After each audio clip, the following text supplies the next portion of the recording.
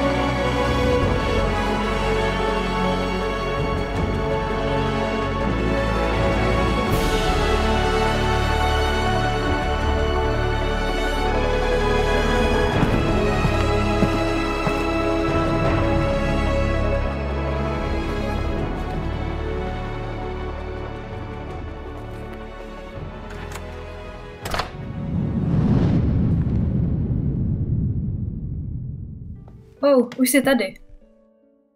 Nechtěla jsem ho nechat čekat.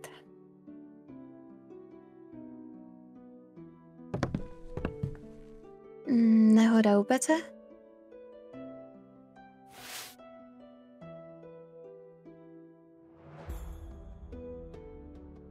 Málem ho trefil netvor. Kdyby poslouchal a nechodil tak daleko. Byl to malý netvor, svým ohněm zasáhl kmen vedle něj. Měl velké štěstí. Měla by ses nechat vykovat meč. Já? A bojovat? Myslela jsem na všechny ty dívky, které budeš muset odhánět, až Rollo bude v pořádku. Ne každý se může pyšnit takovým příběhem. Ještě ho v tom podporuji. A nebyla by lepší jiná bylina? Byla. Vaštice nepomůže s hojením, ale utlumí bolest. Děti si často rozškrábou puchýře. Byliny na hojení by byly rozdražší. Hrom mě vem. Já... Tohle postačí. Určitě? Říkala jsi, že potřebuješ víc peněz Bude na... to stačit. Hodně štěstí a uzdrav se, Rollo.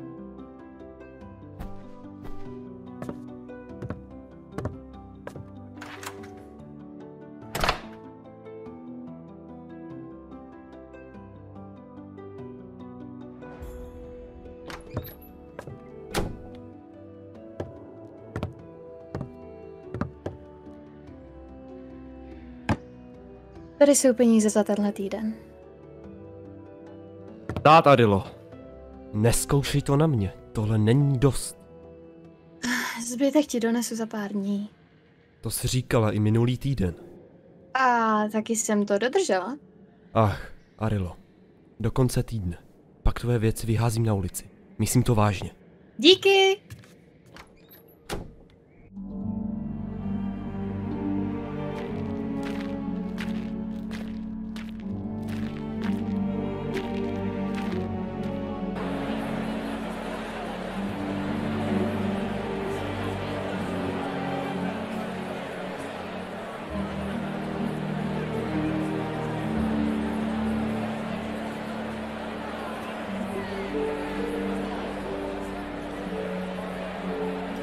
Nurové!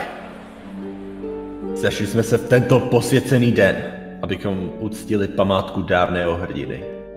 Leon Jezdec pro nás položil před desítkami let život. Stejně jako v den rozdělení světů náš bůh Inur. Leon a jeho jízda mnohokrát porazila a zkrátila vládu našich nepřátel. Ale v den jeho poslední oběti zaútočil chrabře na srdce armády a zemřel obklopen nepřáteli ze všech stran. Zatímco Norové mohli bezpečně odejít. Světlooký, opatruj jeho duši!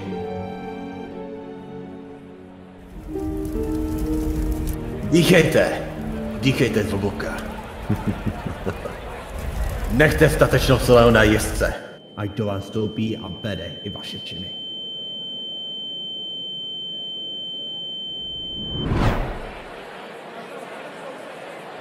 Cestovatelka. Argna byla splétač? Hlídači nikdy nemohli být hrdinové, ale splétači ano. Kdo o tom rozhoduje? Argna cestovatelka byla silná bojovnice, i když její bitvy neprobíhaly vždy pouze pomocí kopí. Jako splétač skákala na nové světy a roky hledal Nurům nový domov. Její poslední cesta se jí ale stala osudnou, když se setkala s velkým monstrem. Argna ho byla schopná porazit a díky tomu otevřela cestu na nový svět. Svým zraněním ale později podlehla. Světlooký opatruje její duši. Argna se ní usadí mezi ostatní hrdiny a bude dohlížet na vaše činy. Buďte silní a stateční a možná se jedno dne dostanete na místo vedle ní. Nechť vás vede moudrost hrdinů!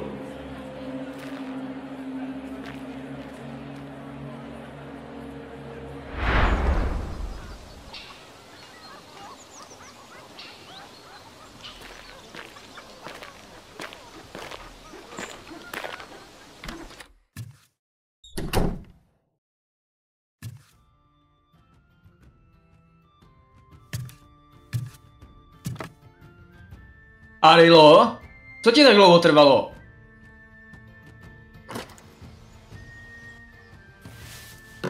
Už jsem se bál, že se ti něco stalo.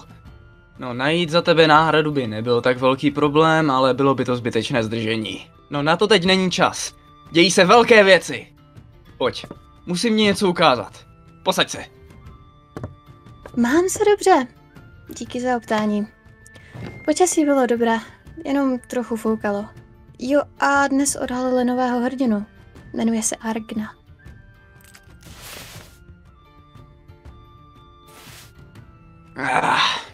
Tohle není tak strašné. Určitě to můžu použít. Skvělé. Mám vše, co jsem potřeboval. Dneska byl dlouhý den. Pro mě taky. Ale je mi skvělé. Vše je jak má být. Teda až na dnešní ráno. Asi s hodinovým rozestupem přišli dva muži. Oba se jmenovali Troma a oba měli zlomenou levou ruku. A ne, nebyl to ten samý člověk. Neuvěřitelné, že?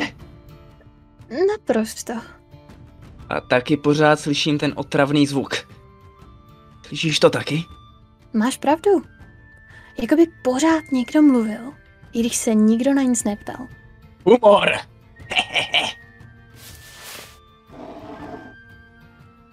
Arilo, dnes budeš svědkem něčeho průlomového.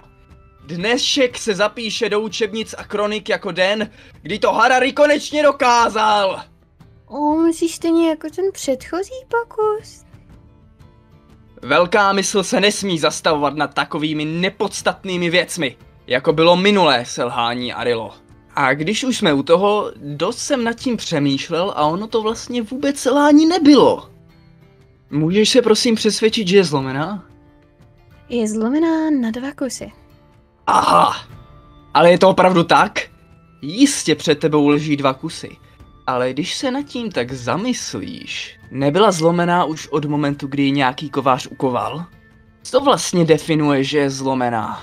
Protože v jádru její esence nemá finální formu a tedy ani nemůže být zlomená. Její fragment. A proto se ptám, proč ji nedokážu prostě spojit do původní podoby? A přesně k tomu slouží tahle lahvička. Možná se ptáš, co je to za lektvar. Jedná se o roztok maličkého fragmentu ktáry. Ty jsi udělal lektvar ze slst ktáry? Kde jsi je u světlohokého získal? To nepovím. Nemusíš se ale bát, je to naprosto bezpečné, i přesto, že se jim říká slzy Ktáry. Jsou to malé, černé a velmi těžké krystalky. Získat je nebylo vůbec snadné.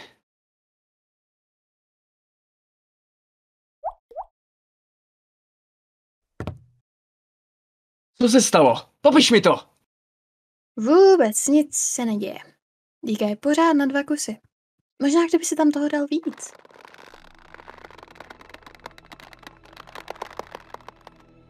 Jak jsi to udělal? Arilo, jestli mi okamžitě přesně nepopíšeš, co se stalo, tak už si tě k příštímu pokusu nepozvu. Díka je zase celá. Měl jsem pravdu. Pokus číslo 65 se zdařil. Nebo to byl pokus číslo 64? U světlookého začínám se v tom ztrácet. Jak si to ale mám zaznamenat, když nevidím, jestli mám v peru inkoust? Harary? Arilo, uvědomuješ si ty možnosti? Stavebnictví, lékařství. Co se děje? Nebudeš mít radost. Arilo, já jsem badatel. My radost nemáme nikdy. Co se děje?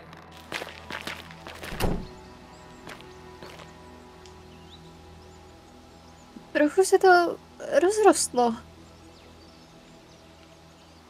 Neuvěřitelné. Naprosto nekontrolovatelný růst.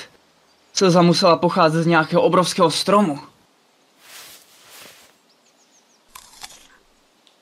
Jako tvoje osobní bylinkářka si myslím, že není moc bezpečné jíst neznámé plody. Není to o nic nebezpečnější, než co jsme právě udělali. Dnes je velký den, Arilo. Nejsou ve zdi nějaké praskliny? Nerad bych, aby mi pršelo na výzkum. Nic tu není. Jakoby větve při doteku přeměnili samotnou zeď a rostly dál. Jak jsi to udělal? Nemám sebemenší tušení, jak se mi to povedlo. Viděla jsi tu divokost? Umíš si představit, jak by vypadal můj chodec, kdyby místo esence stromu použil esenci nějakého zvířete? Nerozumím tomu. Jak může něco vzešlého ze slz Ktáry, něco tak temného, vytvořit takovou krásu? Nejsem si jistý. Chtěl jsem jen opravit zničenou dýku.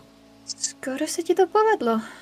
Příště by ale možná byl lepší nápad provádět pokusy mimo město. Jinak za chvíli nebudeš mít kde bydlet. Se správnou esencí bych mohl zahojit jakoukoliv ránu i nechat dorůst ztracenou končetinu. Možnosti jsou nekonečné. Říkala jsem ti to. Ztráta zraku neznamená konec. Spíš mám obavy, co ztratím jako další. Nic, s čím by si lékař Harary neporadil.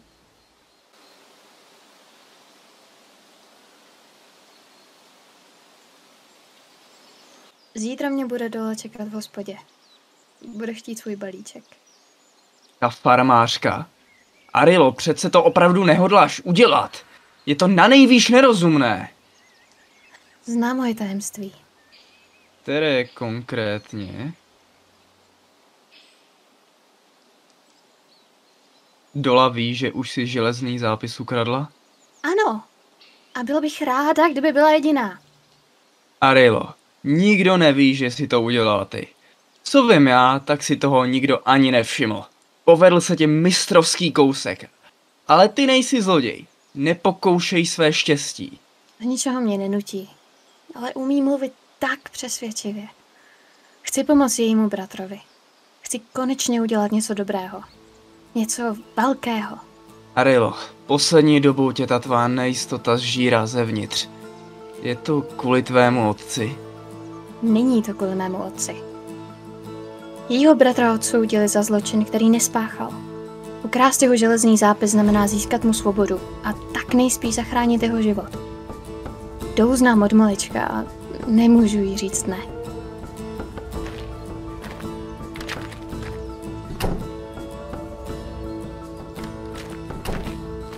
Arilo, vím, že chceš dole pomoct, ale necháváš se svazovat minulostí. A jestli si potřebuješ dobrým činem dokázat, že to, co jsi pro svého otce udělala, bylo správné, tak se u toho aspoň nenech chytit.